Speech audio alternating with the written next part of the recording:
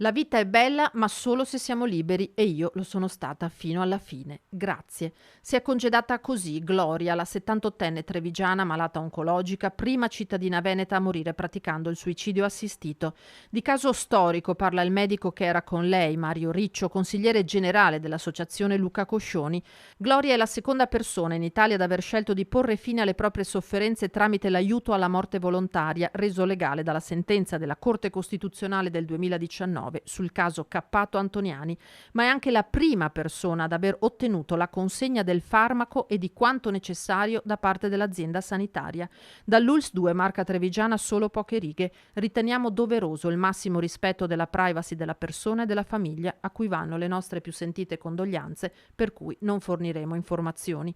Ma di fatto il Veneto ha deciso di ottemperare alla sentenza e di questo l'associazione Coscioni è riconoscente. Non c'è stato bisogno per la prima volta in Italia di ricorrere ai tribunali per ottenere una risposta alla richiesta della signora Gloria. Il fatto che l'aiuto sia arrivato nella regione presieduta da Luca Zaia della Lega dimostra che su questo tema non valgono i recinti dei partiti e delle coalizioni, conta la sensibilità nei confronti delle persone che soffrono e delle loro scelte.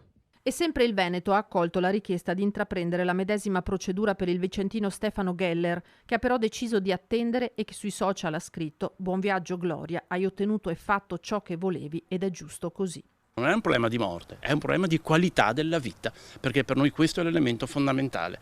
Noi non siamo quelli della morte, noi siamo quelli della qualità della vita, e la qualità della vita è anche la qualità del fine vita. Sbarra torna a invitare il Consiglio regionale a legiferare per dare una tempistica certa per rispondere alle richieste dei malati, come Gloria, i cui familiari hanno compreso e le sono rimasti accanto. Suo marito gli ha tenuto la mano fino all'ultimo momento, i familiari erano in casa e lei ha dato anche serenità a tutti, ribadendo la sua scelta fino all'ultimo.